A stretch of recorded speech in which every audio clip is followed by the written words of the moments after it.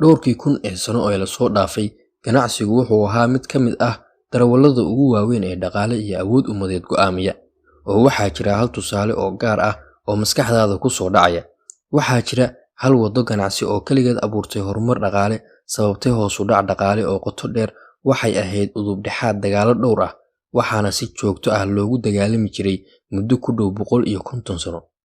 kani waa dagaalka adduunka ugu muhiimsan ee marinka ganacsiga laga soo bilaabo qarnigii 16aad ilaa horaantii qarnigii 19aad. Ingiriiska iyo Faransiisku waxay gumaysan jireen qaybo badan oo Afrika, Hindiya, Koonfur Bari Aasiya, Oceania iyo Ameerika ah. intii lagu guda jiray waqtigaas, ganacsigu wuxuu muhiim u ahaa labadaba, diradda sahayda si loo dhiso deegaanadaas iyo weliba u diradda kheyraadka dalalkooda hooyo. laakiin safarka Yurub ilaa Aasiya ma ahayn mid fudud. tusaale, haddii Ingiriisku doonayo inuu la ganacsado Hindiya, waxay dooranayeen laba midkood. midka ugu horeeya ayaa ah inay ka safraan London kadibna ay maraan Koonfur Afrika ka hor inta aysan ka talaabin badweynta Hindiya oo ay dhammaystirin safarka 20,000 ee kiiloomitir ee Hindiya. midda labaad waxay tahay inay ka safraan London kadibna ay maraan gacanka Gibraltar ee Portugal iyagoo dhex maraya badda Mediterranean-ka, kadibna badeecada ku dejinaya dhulka Masar ka hor inta alaabta lagu rarin maraakiibta taagan badda cas, iyo ugu dambeyn inay ka gudbaan badweynta Hindiya. taasi waxay ahayd ilaa 1830yadii markii dhulmareenkii Faransiiska Leland de Bellefosse uu sahamin ka sameeyay dhulka ku teedsan Isthmus ee Suez oo ah dhul dhererkiisu dhan yahay 125 kiiloomitir oo u dhexeeya badda Mediterranean-ka iyo badda cas. waxa uu helay waxay ahayd in badda Mediterranean-ka iyo badda cas ay dhab ahaan macquul tahay in laga sameeyo marin biyood, taasoo macnaheedu yahay kanaal aan quful lahayn ayaa laga dhisi karaa isagoo isku xiraya labada biyo. sanadkii 1850kii, diblomaasi Faransiis ah oo lagu magacaabo Ferdinand de Lesseps ayaa ogolaansho weyn ka helay dowladda Masar si loo abuuro shirkad mas'uul ka noqon doonta dhismaha kanaalka, ayna maamuli doonto kanaalka muddo 99 sano ah. shirkaddu waxay lacago badan ka soo ururisay maalgashato fara badan oo Faransiis, Ingiriis, Masaari iyo Ameerikaan ah. Abriil 25, 1859, shaqadii marin biyoodka Suez ayaa bilaabatay, waxayna qaadatay $100 milyan, 1.5 milyan oo shaqaale ah iyo 10 sano si loo dhammaystiro mashruuca. laakiin si kastaba ha noqotay, bishii Noofembar 17, 1869 waxaa la furay kanaalka Suez iyadoo ay gacanta ku hayso dowladda Faransiiska. dabaaldegyadu waxay ku bilaabeen xaflad si heesara ah loo soo agaasimay iyo hogaamiyaasha adduunka oo dhammaantood gacan ka geysanayay furitaanka kanaalka. tani waxay ahayd markii ugu horeysay ee taariikhda ee maraakiibta u kala gooshaan badda Mediterranean-ka iyo badda cas iyadoo loo baahnayn inay ku safraan salka Afrika. tanina waxay ahayd kacaan lagu gaabinayay safarka 8,000 oo kiiloomitir iyo dhowr toddobaad oo laga nasanayay safarkii inta u dhaxaysay Yurub, Afrika iyo Aasiya. tani waa markii kanaalka Suez uu noqday marinka ganacsi ee ugu muhiimsan dunida. saameynta kanaalka waxaa loo arkay si dhaqso leh iyadoo ganacsiga u dhaxeeyay qaaradaha uu si xawliya u kordhay. laakiin saameyntan dhaqaale uma fiicneen ummadaha oo dhan. boqortooyadii Ingiriisku waxay isku koobtay inta badan koonfurta Afrika iyo jasiiradaha ku xiran. dhaqaalahana waxay inta badan ku tiirsanaayeen maraakiibta joogsan doonta dekedooyinkooda. laakiin markii la furay Suez Canal, waxaa la waayay maraakiibtii joogsan jirtay dekedaha South Africa iyo jasiiradda St Helena oo ay mari jireen 1,100 maraakiibta xamuulka ah sanadkii. hoos u dhaca intaa la eg ayaa gacan ka geystay inuu keeno mid ka mid ah hoos u dhicii dhaqaale ee ugu xumaa taariikhda Britain. waxaa loogu yeeri jiray argagixii 1873 gudaha Ingiriiska. tanina waxay sababtay hoos u dhac dhaqaale oo socday 6 sano oo xiriir ah. si kastaba ha ahaatee, dhowr sano kadib argagixii 1873, Ingiriisku waxay arkeen muhiimadda kanaalka, waxayna noqdeen dowladdii ugu horeysay waagaas oo isku qancisay inay gacanta ku dhigto dhammaan marin biyoodyada muhiimka ah. 1875 waxay iibsadeen 44% saamigii kanaalka Suez oo waagaas u dhigantay lacag gaaraysa 19.2 milyan oo dollar. waxayna noqdeen dowladda labaad ee saamiga ugu badan ku leh kanaalka markii laga yimaado Faransiiska. laakiin taasi ma ahayn mid ku filan Britain oo waxay rabtay inay gacanta ku dhigto marin biyoodka. sidaa darteed 1882 waxay duulaan ku qaadeen Masar iyo Suudaan. duulaankaas wuxuu sababay hoos u dhac aad u weyn inuu soo gaaro dowladdii Faransiiska oo markaas gacanta ku haysay marinka iyo dowladdii Cusmaaniyiinta. waxayna dowladda Ingiriisku gacanta ku dhigtay 100% gacan ku haynta kanaalka Suez.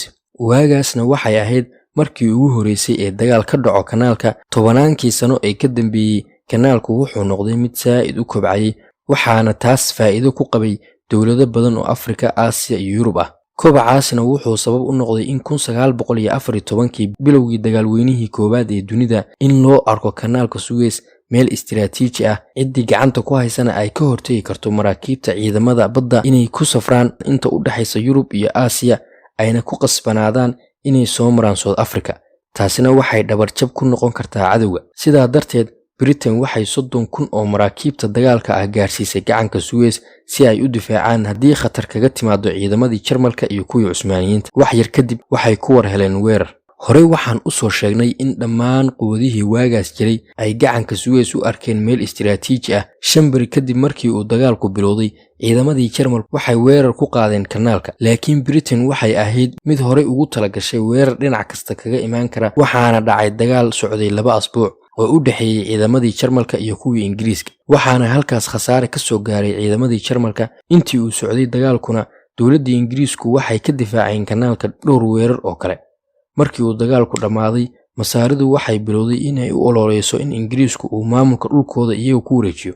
Waxay ahayd 1936 markii Ingiriisku heshiis la saxiixday Masar, halkaas oo Ingiriisku kala baxayo dhammaan ciidamadiisa Masar, kana dhigayo Masar dowlad madax bannaan, laakiin waxay shardi uga dhigeen in Ingiriiska loo ogolaado inuu haysto saldhig military si uu u ilaaliyo gacan ku haynta kanaalka Suez. Inkastoo Masaari badan ay ka soo horjeedeen heshiiskaas oo ay ku doodayeen in kanaalka Suez uu yahay dhul ay Masar leedahay ayna maamuli karto Masar, 3 sano kadib waxaa loo ogolaaday Ingiriiska inuu saldhig military ka samaysto dhulka Masar si uu u ilaaliyo marinbiyoodka. Sebtembar 1, 1939, Jarmalku waxay ku duuleen Poland, halkaas waxaa ka bilowday dagaalkii labaad ee dunida. Xilligaasna kanaalku wuxuu lafdhabar u ahaa ganacsiga isu gooshaya Aasiya iyo Yurub. Sidaa darteed, markii dagaalku bilowday, Britain waxay si dhaqso ah u xirtay kanaalka gebi ahaanba. 1940kii, ciidamadii Britain ee ilaalinayay kanaalka Suez waxay weerar lama filaan ah kala kulmeen ciidamadii Talyaaniga, laakiin dagaalkaas ma ahayn mid waqti dheer qaatay. 1941dii,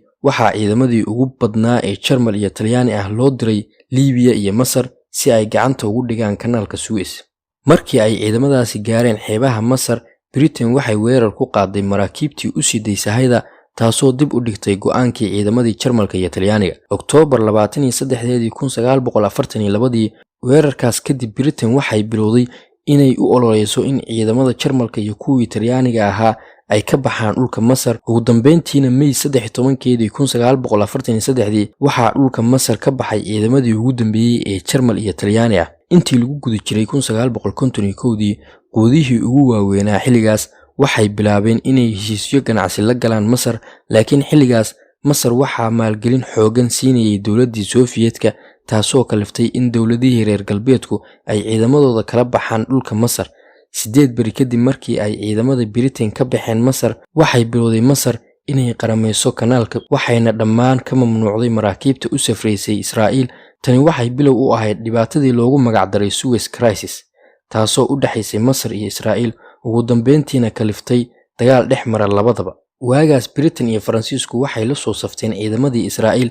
Go'aankaas wuxuu ahaa mid ay dowlado badan aysan filanayn, waana xilligii uu ra'iisul wasaarihii Canada Lister Bowles Pearson uu qaramada midoobay horgeeyay heshiiskaas oo ahaa mid Masar ay dhexdhexaad kaga noqonayso kanaalka Suez, sidaas darteedna ay dowladaha adduunka oo dhan ay isticmaali karaan. Heshiiska sidoo kale waxaa la socday in la sameeyo ciidamadii ugu horeeyay ee nabad sugida ee qaramada midoobay. Heshiiskuna wuxuu ahaa mid sidii la rabay u hirgalay, kaasoo Lister Pearson uu ku helay abaalmarinta loo yaqaano Nobel Peace Prize 1957. Sanadadii ka dambeeyay, kanaalku wuxuu ahaa mid saa'id u korayay, halkaas oo ay ka faa'iidaysay Masar maadaama ay markab kasta ka qaadaysay lacag ajuurada. Laakiin 1967 waxaa dagaal cusub dhex maray Masar iyo Israa'iil, halkaas oo ay Israa'iil gacan ku dhigtay haaf ka mid ah maamulkii kanaalka, halka ay Masar ugu jawaabtay inay xirtay gebi ahaanba kanaalka Suez. Waxaana halkaas ku go'doomay 15 markab oo laga lahaa 8 waddan. Go'doonkaasi ma qaadan maalin ama asbuuc ama xitaa bil,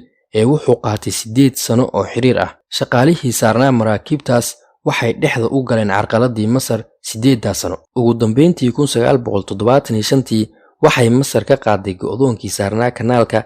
Intaas wixii ka dambeeyay, kanaalka Suez wuxuu ahaa mid u furan dhammaan dowladihii adduunka, nabad iyo xasiloonina ay ka jirto. waxaana celcelis ahaan sanadkii soo mariyey kanaalka 16,000 oo markab. haddaba haddaan niraahno waxaa halkii markab celcelis ahaan laga qaadayay 50,000 ilaa 400,000 oo lacag ajuurada, taasi waxay la micno tahay in Masar uu sanad walba ka soo geliyay dakhli kor u dhaafaya